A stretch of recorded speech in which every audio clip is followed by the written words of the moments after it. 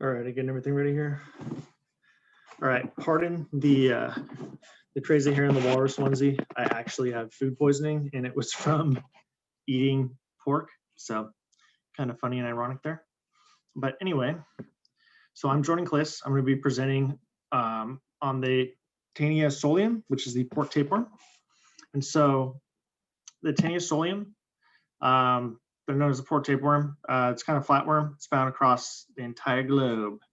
It is a cestoid parasite belonging to the phylum Platyhelminths, class Cestota, order Cyclophilidae, Taenidae, Taenia, and then the species is Taenia Solium. Sorry, I butchered all those. It's difficult to say, but Taenia Solium is the pork tapeworm, and Platyhelminths are flatworms. So it's a flatworm. So we're going to get into a bit of the prevalence here.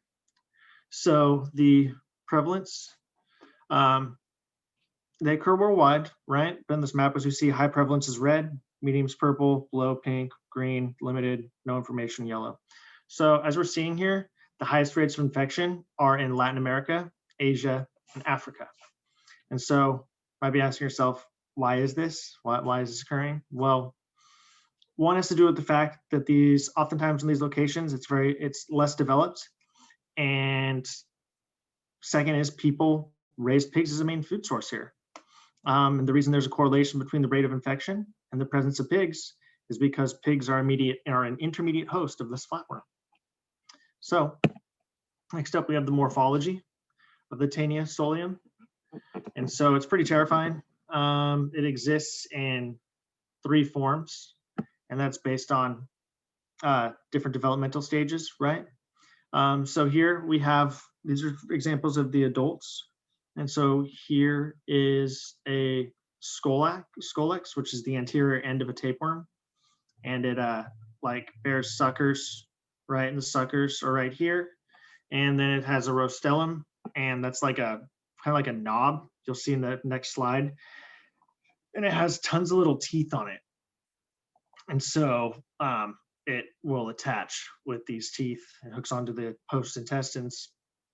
And so attached to the scolex, we have, this is a good example right here. So we have this whole thing right here is the stroblia, right? It's very tape-like tapeworm, get it? And it's made up of numerous segments, and those are called proglottids. In an adult tapeworm, these segments are hermaphroditic, so they contain both fully developed male and female reproductive organs. The immature segments are up here. They're near the front, and they're kind of like more elongated. The middle ones are the ones that contain the fully developed genitalia, and they're more square in shape. And these longer ones are the ones that contain all the eggs. So take a look right there. That's the proglottid. Pretty crazy, right? How all of that's in there, the uterus, the testes, the vagina, the yolk gland, everything's in there. It's pretty fascinating, honestly. Here is the rostellum under a scanning electron microscope. Pretty creepy, right? And there's the suckers, this whole thing. These are the scolexes, the whole upper part, top part of the worm. So here are the eggs. They're spherical, right? And they produce like a thick radiate shell. They have a really big wall, like a really thick wall. And they have like a 6-hooked embryo. And they form like glossy white cysts and contain juvenile scolexes in them. They're super infective and super resilient and super stick on everything. So now here's a little bit more. The oncosphere. This is like a larval form once it's been ingested, right? So it's got all those little, it's maturing. And then it's going to turn into like the cestoids, the cysts, which we'll get into. And then here's the larval form again, the metacestoid. So gone over the morphology a bit. We're now going to go into the life cycle. And so humans are definitive hosts. Pigs are intermediate hosts. So essentially what happens here, like this slide a little bit more. So we eat raw or undercooked pork, right? That contain the cysts of the tapeworm, the sesterci. The sesterci mature into adults in our intestines. They attach themselves and they mature. then the adult worm produces these segments, right? They bear the eggs, they're the proglottids are the segments, and they release or detach from the tapeworm. The eggs are then, we poop them out. Pigs eat them, and or just they get out in the environment, right? In these underdeveloped countries, less developed countries. And that's why it's another huge, the prevalence is big there. So then these little eggs, they'll turn into cysticercosis in pigs, right? They burrow into the muscles of the pigs, and then they fully develop. And once they're fully developed, and we eat that pig, once they're in us, then its cycle starts all over again. But the strange little thing can happen where, say, we re-ingest these eggs, they will develop into spheres, and like the cysticercosis in people is pretty crazy. And so sorry, you just messaged me on Discord. Anyway, so pretty crazy. I'm going to get into all the horrible side effects of cysticercosis in humans. So the forms of cysticercosis, it's like an infection. So cysticercosis is a form of infection that can occur in the larval stage of the parasite. This can occur in humans in 3 forms: extraneural cysticercosis, ophthalmic cysticercosis, and then over here we have the neurocysticercosis. So the extraneural cysticercosis, it's like a infection of these larval stage of the parasite, these little cysts outside of the central nervous system, right? And so this type, it causes painless nodules and they often disappear. It's really not too life-threatening, honestly. They can take a couple months or years to disappear. Extreme cases, it's years. The next one's the ophthalmic cysticercosis. It's a lot less common, and it involves infection of the eye. So we see it right here. It's pretty gnarly. This can cause issues. It's a lot more worrisome because it can lead to cysts within the like the ocular space, and it can hinder optic nerve function, and it can also put like pressure on the brain, right?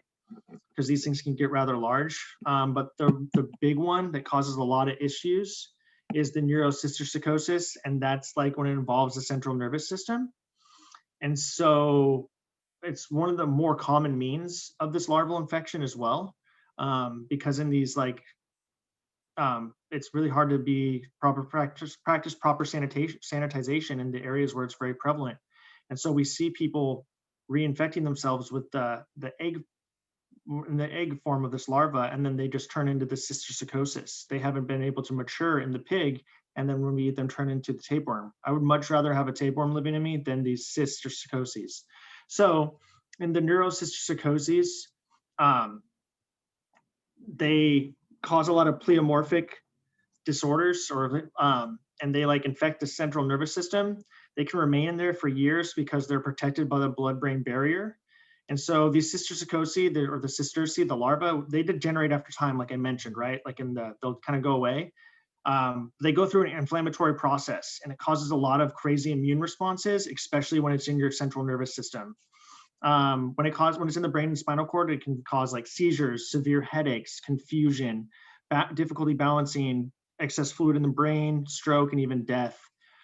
Severe cases are found in like children and teens, and often more female than male patients. These cysts can get bigger than 2 centimeters, and it's pretty crazy. This is like one of the #1 causes for seizures in the world.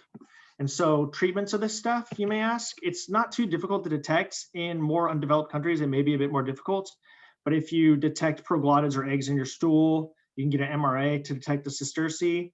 If you're deemed to have this parasite, you'll take like niclosamide, praziquantel, mebendazole, or albendazole. The reinfection rate's very high, so you really need to make sure that you stick out the regimen of antibiotics. Usually they do like a 2-week regimen, and then you go back and get tested, like stool samples, to make sure that they're no longer there. You haven't reinfected yourself, because then you'll have to take another 2 weeks. It's really easy to be infected by this stuff. I had pinworms before, and I bite my nails. Gross, I know, but like it took me forever to get rid of them. So the eggs are really resilient, very easily spread. So yeah. And while we don't have to worry too much about this parasite in the United States, across the globe, people need to practice strict meat inspection, proper cooking techniques, meticulous sanitization, don't bite your nails. And then it's pretty gross parasite, but it's also kind of cool because like this parasite stood the test of time. I found some mentions that this parasite's mentioned in Egyptian papyri dating back to 5000 BC. So it's been around for a long time, and it's gonna stay here probably longer than we will be. So that's my presentation. Thank you.